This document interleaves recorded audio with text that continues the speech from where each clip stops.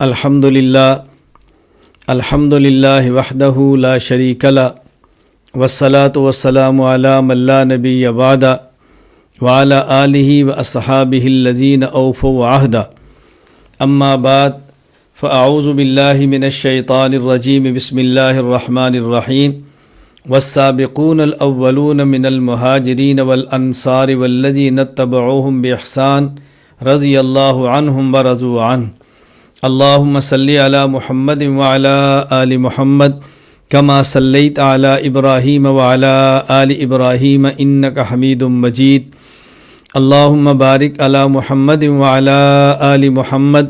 کما بارکت علی ابراہیم وعلی آل ابراہیم انک حمید مجید۔ حضرات انبیاء کرام علیہم الصلاۃ والتسلیمات کے بعد افضل ترین طبقہ وہ رسول اکرم صلی اللہ علیہ وسلم کے صحابہ کرام کا ہے، اور صحابہ کرام رضی اللہ عنہ اجمعین میں سے افضل ترین اصحاب خلفائے راشدین خلفائے اربعہ ہیں، اور خلفائے راشدین میں ترتیب خلافت اور ترتیب فضیلت یہ ہے کہ سب سے افضل حضرت ابوبکر صدیق رضی اللہ عنہ یہ خلیفہ اول ہے، اس کے بعد حضرت عمر بن خطاب رضی اللہ عنہ اور یہ خلیفہ دوم ہیں، اس کے بعد حضرت عثمان بن عفان رضی اللہ تعالی عنہ اور یہ خلیفہ سوم ہیں، اس کے بعد حضرت علی بن ابی طالب رضی اللہ تعالی عنہ اور یہ خلیفہ چہارم ہیں۔ یہ جو ہمارے خلفائے راشدین کی ترتیب خلافت ہے، یہی ترتیب فضیلت ہے۔ سب سے افضل ابوبکر صدیق، اس کے بعد حضرت عمر فاروق، اس کے بعد حضرت عثمان غنی، اس کے بعد حضرت علی المرتضیٰ رضی اللہ تعالی عنہ۔ میں اس وقت آپ حضرات کی خدمت میں اپنے اس موقف پر اکابرین اہل سنت والجماعت کے چند حوالہ جات پیش کرتا ہوں، تاکہ آپ کے ذہن میں رہے کہ یہ میری رائے نہیں، ہمارے اکابر کا مسلک ہے۔ اور میں یہ بات کئی بار آپ کی خدمت میں گزارش کر چکا ہوں کہ میں مسلک اہل سنت والجماعت کا محقق نہیں، بلکہ مسلک اہل سنت والجماعت کا ناقل ہوں۔ میں اپنے اکابر کا مسلک نقل کرتا ہوں اور پھر اپنے اکابر کے مسلک کی شرح کرتا ہوں، یعنی اکابرین کی بات پیش کرتا ہوں اور مزید اس کی وضاحت کر دیتا ہوں تاکہ بات سمجھنے میں الجھن اور دشواری پیش نہ آئے۔ تو میں چند ایک حوالہ جات آپ کی خدمت میں پیش کرتا ہوں، آپ اس کو سماعت فرمائیں۔ نمبر 1، حضرت امام اعظم ابو حنیفہ نعمان بن ثابت رحمہ اللہ تعالی وفات 150 ہجری اپنی کتاب الفقہ الاکبر میں تحریر فرماتے ہیں، وافضل الناس بعد النبیین علیہم الصلاۃ والسلام ابو بکر الصدیق ثم عمر بن الخطاب ثم عمر بن الخطاب الفاروق ثم عثمان بن عفان ذو النورین ثم علی بن ابی طالب المرتضیٰ رضوان اللہ علیہم اجمعین۔ میرے خیال میں ان عبارات کے ترجمے کی ضرورت نہیں، بات سمجھ آ رہی ہے۔ سب سے افضل ابو بکر صدیق، پھر حضرت عمر فاروق، پھر عثمان ذو النورین اور پھر حضرت علی المرتضیٰ رضی اللہ تعالی عنہ۔ نمبر 2، حضرت امام ابو بکر احمد بن حسین بن علی بن موسیٰ البیہقی رحمہ اللہ وفات 458 ہجری کتاب مناقب شافعی للبیہقی کے اندر فرماتے ہیں کہ حضرت امام شافعی رحمہ اللہ نے فرمایا، افضل الناس بعد رسول اللہ صلی اللہ علیہ وسلم ابو بکر ثم عمر ثم عثمان ثم علی رضوان اللہ علیہم۔ نمبر 3، حضرت امام ابو جعفر احمد بن محمد بن سلامہ الطحاوی رحمہ اللہ تعالی وفات 321 ہجری اپنی کتاب مایہ ناز عقیدہ کی العقیدۃ الطحاویہ میں فرماتے ہیں، بنسبت الخلافت بعد النبی صلی اللہ علیہ وسلم اولا لابی بکر الصدیق رضی اللہ عنہ تفضیلا لہ وتقدیما لہ علی جمیع الامہ ثم لعمر بن الخطاب ثم لعثمان ثم علی بن ابی طالب رضی اللہ عنہ۔ نمبر 4، حضرت امام ابو الفلاح عبد الحی بن احمد بن محمد الحنبلی رحمہ اللہ وفات 1089 ہجری، انہوں نے اپنی کتاب تحریر فرمائی شذرات الذہب،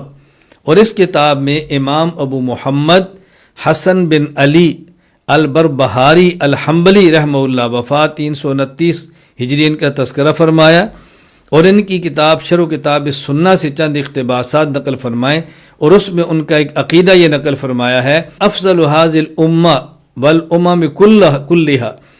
بعد الانبیاء صلوات اللہ علیہم ابو بکر ثم عمر ثم عثمان ثم علی شذرات الذہب۔ نمبر 5، علامہ جلال الدین عبد الرحمن بن ابو بکر السیوطی الشافعی رحمہ اللہ وفات 911 ہجری، انہوں نے تاریخ الخلفاء میں امام استاذ ابو منصور عبد القاہر بن طاہر التمیمی البغدادی رحمہ اللہ تعالی وفات 429 ہجری میں ان کے حوالے سے لکھا ہے، فرماتے ہیں: اجمع اہل السنت ان افضل الناس، اہل السنت والجماعت کا اس عقیدہ پر اجماع ہے۔ اجماع کس عقیدہ پر ہے؟ ان افضل الناس بعد رسول اللہ صلی اللہ علیہ وسلم ابو بکر ثم عمر ثم عثمان ثم علی۔ اہل سنت والجماعت کا اجماعی عقیدہ ہے کہ لوگوں میں رسول اللہ صلی اللہ علیہ وسلم کے بعد سب سے افضل ابو بکر، پھر عمر، پھر عثمان، پھر علی ہے رضی اللہ عنہ۔ نمبر 6، امام حسین بن مسعود البغدادی رحمہ اللہ وفات 510 ہجری، شرح سنہ باب الاعتصام بالکتاب والسنہ میں تحریر فرماتے ہیں: فہؤلاء افضل الناس بعد النبیین والمرسلین صلی اللہ علیہ وترتیبهم فی الفضل کترتیبهم فی الخلافہ فافضلهم ابو بکر ثم عمر ثم عثمان ثم علی۔ نمبر 7، امام ابو حفص عمر بن محمد بن احمد المعروف علامہ نسوی رحمہ اللہ وفات 537 ہجری، اپنی کتاب العقیدۃ النسویہ میں تحریر فرماتے ہیں: وافضل البشر بعد نبینا ابو بکر الصدیق رضی اللہ عنہ ثم عمر الفاروق رضی اللہ عنہ ثم عثمان ذو النورین رضی اللہ عنہ ثم علی المرتضی رضی اللہ تعالی عنہ۔ نمبر 8، امام ابو الفدا عماد الدین عمر بن کثیر دمشقی رحمہ اللہ وفات 774 ہجری، الباعث الحسیس فی اختصار علوم الحدیث میں فرماتے ہیں: وافضل الصحابہ بل افضل الخلق بعد الانبیاء علیہم السلام، صحابہ کرام میں سے نہیں، انبیاء کے بعد کائنات کے تمام انسانوں میں سب سے افضل ابو بکر عبداللہ بن عثمان، ثم من بعدہ عمر بن الخطاب، ثم عثمان بن عفان، ثم علی بن ابی طالب۔ افضل ابو بکر ہیں، پھر عمر ہیں، پھر عثمان ہیں، پھر علی ہے۔ حافظ ابو الفضل احمد بن علی المعروف ابن حجر اسقلانی رحمہ اللہ وفات 852 ہجری، فتح الباری باب قول النبی صلی اللہ علیہ وسلم لو کنت متخذا خلیلا، اس کے اندر تحریر فرماتے ہیں: ان ترتیبہم فی الفضل کا ترتیبہم فی الخلافت رضی اللہ عنہم، حضرت ابو بکر، حضرت عمر، حضرت عثمان، علی رضی اللہ عنہم، ان چاروں کی جو ترتیب خلافت ہے وہی ترتیب فضیلت ہے، یعنی جس طرح پہلا خلیفہ ابو بکر ہیں تو سب سے افضل بھی ابو بکر ہیں،